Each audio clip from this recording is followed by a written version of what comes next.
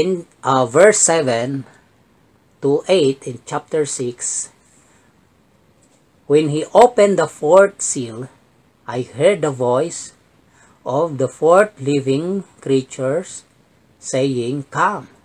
So I looked, and behold, a pale horse, and the name of him who sat on it was Death, and Hades followed with him, and power was given to them over a fourth of the earth, to kill with sword, with hunger, with death, and by the beasts of the earth. This rider is named Death, and floating along behind was a figure that is identified as Hades or Hell. Death takes the body and Hades takes the soul. As someone has spotted, Death rides the horse, but Hades follows with the hearse. What is that hearse? Yung tinatawag nating karo, no? Karo ng patay. There are four forms of death that are related to this attack, no? First is the sword, which here is not war but murder. Individual assault upon one another or killing one another. It is people taking the law into their hands and murdering other people without regard to justice or law. Second, famine and widespread starvation. We are all familiar with the terrible pictures of famine, largely in Africa, Ethiopia, and other third countries. So Jesus spoke of such famines in Matthew chapter 24, no? The whole chapter, actually, he is talking about the Great Revelation, and he mentioned this. There would be on earth, he said, earthquakes, famines, and plagues. Third, plagues. These plagues are endemic plagues or diseases. Whole population are destroyed by such plagues. There may be a reference here, no, to biological warfare. Most plagues and diseases are man-made. The willful spreading of diseases among people so that they are depopulation or wipe out. It covers also the appearance of previously unknown diseases. We have foreshadowing of this in the terrible plagues happen in our in this world, just like the AIDS, Ebola virus, Spanish flu, Black Death, SARS, and now yung tinatawag nating COVID-19, popular sa ating panahon, no? So, pang-apat na attack dito, the wild beasts of the earth. No? The wild beasts of the earth multiply, and humans are subject to attack by these predators. So, the account says that the fourth of the earth is given over to the four attacks. So, itong attack na ito, na apat na klase, ay ito yung casualty. No? It is difficult to know whether that is the geographical, ito ay tumutukoy sa geographic or demographic division of Earth. No? Kung ito ay tumutukoy sa geographic, then a fourth of the globe is devastated by this kind of terrible plagues.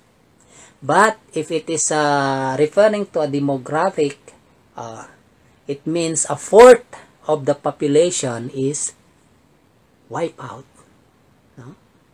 There are approximately 4 billion people on Earth today, and that would mean that 1 billion people, equivalent to the entire population of China. No? So, it would be an annihilation by diseases. It is a picture of a desolated earth caused by man's hatred and barbaric action. No? These four seals judgment are all references to forces that are already at work among us. But they will be carried to an extraordinary extreme in that day. God teaches us, tinuturuan tayo mga kapatid ng Diyos, to face up to an unpleasant truth by giving us what we demand. If men want to believe a lie, then God will send the lie. The lie of the Antichrist, the powerful delusion that Paul describes.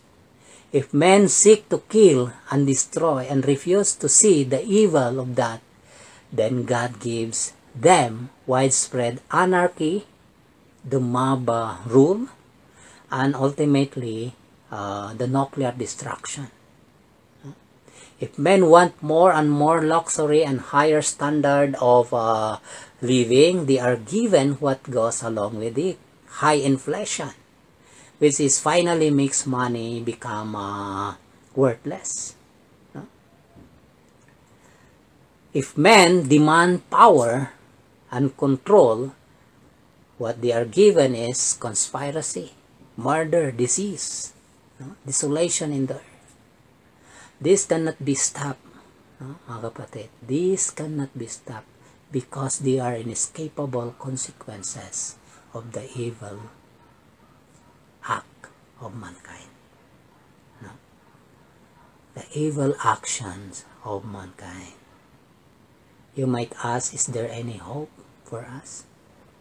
The four horsemen of Apocalypse are enough to reveal the horror and calamity of the coming tribulation. And I guess, these judgments are only the beginning of the tragedies that will affect the planet Earth. Hope is only found in a personal faith and commitment to Jesus Christ as your Lord and Savior. In Revelation 21 verse 1 to 8, then I saw a new heaven and a new earth, for the first heaven and the first earth had passed away, and the sea was no more. And I saw the holy city, New Jerusalem, coming down out of heaven from God, prepared as a bride adorned for her husband. And I heard a voice, or a loud voice from the throne, saying, Behold, the dwelling place, the dwelling of God is with men.